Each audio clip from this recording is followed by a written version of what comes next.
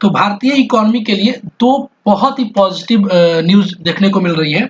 जो पहला न्यूज़ है कि फॉक्सकॉन ने अनाउंस किया है कि वो $700 मिलियन का एक mega Apple manufacturing plant Bharat में स्थापित करने वाला है, ठीक है। और जो दूसरी खबर है वो भी बहुत पॉजिटिव है कि भारत के जो इलेक्ट्रॉनिक मिनिस्टर राजीव चंद्रशेखर जी, उन्होंने बताया है कि भारत का जो मोबाइल एक्सपोर्ट है, जो भारत में मैन्युफैक्चरिंग होता है मोबाइल, उसका एक्सपोर्ट 1 लाख करोड़ को क्रॉस कर जाएगा 2024 तक, यानी अगले वर्ष तक।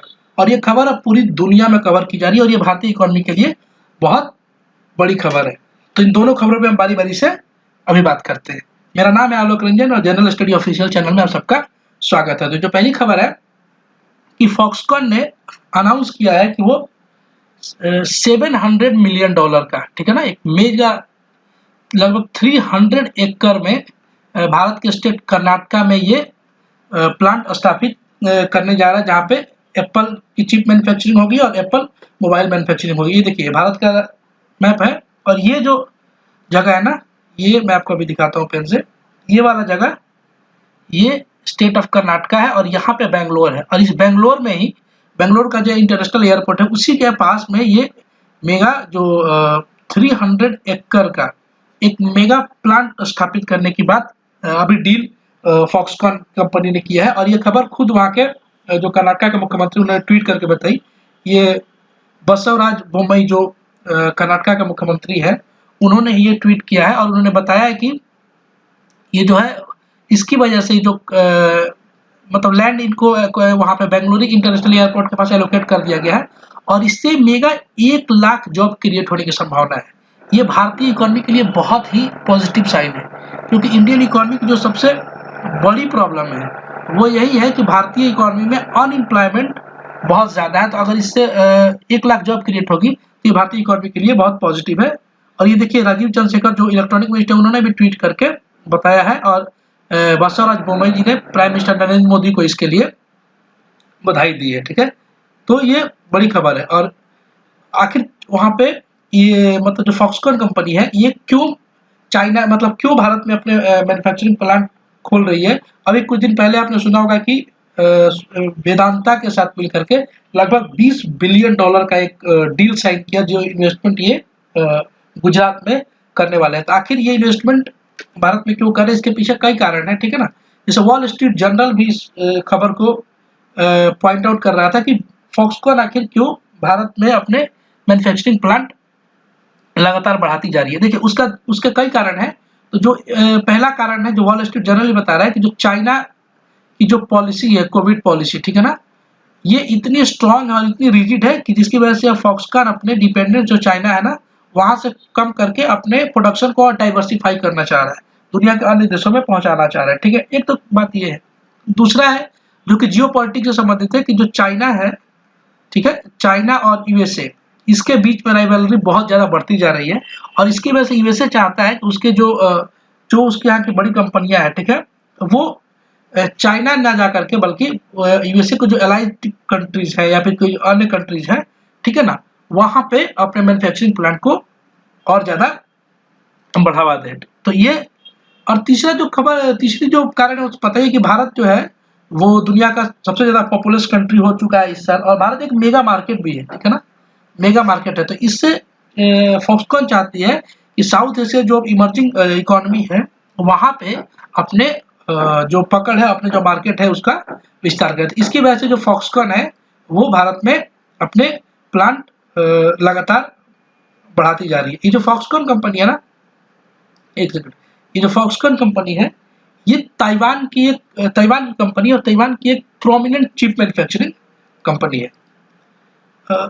इसके अलावा एक और खबर भी है कि न सिर्फ मोबाइल मैन्युफैक्चरिंग बल्कि जो फॉक्सकॉन है उसने इस बात की भी इच्छा जाहिर की है कि वो भारत में इलेक्ट्रॉनिक जो व्हीकल है, भारत इलेक्ट्रॉनिक व्हीकल का बहुत बड़ा मार्केट बनता जा रहा है, ठीक है ना।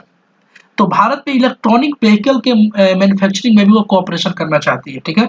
और इसके लिए उसने प्राइम मिनिस्टर अभी फॉक्सकॉन के सीईओ आए हुए थे तो उन्होंने प्राइम मिनिस्टर से बात की और ये भी एक बहुत अच्छा साइन है। इसे एक तो सबसे ज़्यादा जॉब क्रिएट होगी, ठीक है ना। दूसरा, इलेक्ट्रॉनिक व्हीकल से बनाने से तो भारत की डिपेंडेंसी अन्य देशों पे खत्म होगी, ठीक है ना। और अभी कुछ दिन पहले जो खबर आपने सुनी होगी कि जो लिथियम का भंडार था, ठीक है ना, वो मेगा लिथियम का भंडार Jammu and Kashmir, state of Jammu and Kashmir में मिला है। तो और ये इलेक्ट्रॉनिक व्हीकल बनाने में जो बैटरी बनते हैं इसमें लिथियम उसका चिप उसमें लिथियम बहुत ज़्यादा यूज होता है। तो ऐसे में पूरी दुनिया की नजरें अब भारत पे है, ठीक है ना, यहाँ पे इलेक्ट्रॉनिक व्हीकल को और प्रमोट करने के लिए। इससे भारत में जॉब तो क्रिएट होगी, मैन्युफैक्चरिंग बढ़ेगा, लेकिन जो सबसे इंपॉर्टेंट बात होगी कि जो पोल्यूशन, ठीक है ना, जो पोल्यूशन है उसमें कमी देखने को मिलेगी इसकी वजह से। तो ये मतलब इसको बोल सकते हैं कि विन विन सिचुएशन है भारत के लिए, और हर लिहाज से एक अच्छी खबर है भारत के लिए, ठीक है। अब जो अगली खबर थी जिसकी मैं बात कर रहा था वो है ये कि जो ये इलेक्ट्रॉनिक मिनिस्टर है भारत के, राजीव चंद्रशेखर जी, इन्होंने खुद कहा है कि भारत का जो ये मोबाइल एक्सपोर्ट है वो लगभग लगातार बढ़ता जा रहा है, और ये 1 लाख करोड़ को क्रॉस कर जाएगा 2024 में, और ये ह्यूमंगस नंबर है।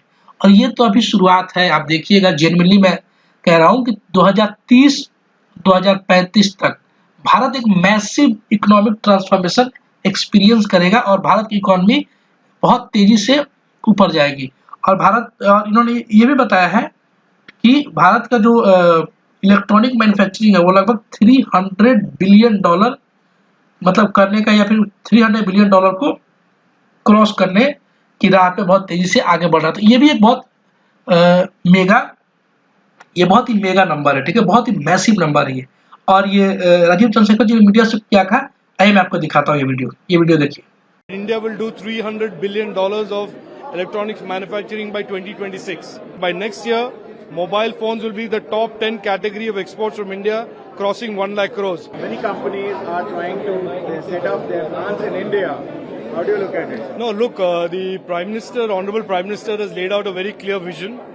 He started the work in 2015, and very recently post-COVID, he laid out a vision that India will be a significant player in the global electronic supply chain.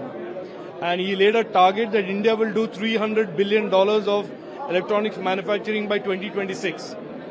In 2014, 82% of our mobile phones were imported, and in 2022-23, 100% of our mobile phones consumed in India are manufactured in India. In 2014, there was zero exports of mobile phones, and by next year, mobile phones will be the top 10 category of exports from India, crossing 1 lakh crores. There is an underlying vision, there is an underlying policy framework and determination that is causing this shift of many leading global brands to seek India as the manufacturing destination. As part of the Honorable Prime Minister's vision, he has a vision of broadening and deepening the electronics ecosystem. Deepening means components, and components mean semiconductors. And in December 2021, he laid out this semiconductor mission vision.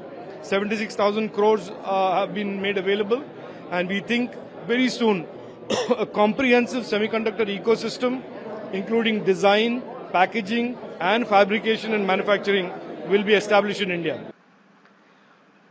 ठीक है, तो overall ये बहुत ही positive news है भारत के लिए, और ये इंडिया में जॉब क्रिएट करेगी, बल्कि इंडिया की जो ओवरऑल जो स्टेचर है वर्ल्ड में उसमें भी बढ़ोतरी होगी, और इंडिया का जो डिपेंडेंसी है वो खत्म होगा, मतलब जो डिपेंडेंसी है भारत की वो खत्म होगा। इसके अलावा जो वर्ल्ड की डिपेंडेंसी है, चूंकि वर्ल्ड की डिपेंडेंसी चाइना पे, क्योंकि चाइना मैन्युफैक्चरिंग हब है पूरी दुनिया का जितना मैन्युफैक्चरिंग होता है, ज्यादातर कंपनियां, ठीक है ना, वो सब चाइना में अपना मैन्युफैक्चरिंग करती है। तो ऐसे में भारत के लिए एक बहुत बड़ी अपॉर्चुनिटी है, क्योंकि ज्यादातर जो कंपनियां हैं वो या तो यूएसए की है या फिर यूरोप की है, तो वो भी चाहते हैं कि चाइना से वो अपने जो उनकी मैन्युफैक्चरिंग उसको डाइवर्सिफाई करें या ट्रांसफर करें। तो ऐसे में वियतनाम एक बहुत ही प्रोमिनेंट और बहुत ही लुक्रेटिव प्लेस है, लेकिन भारत वियतनाम से ज्यादा लुक्रेटिव इसलिए हो सकता है क्योंकि भारत में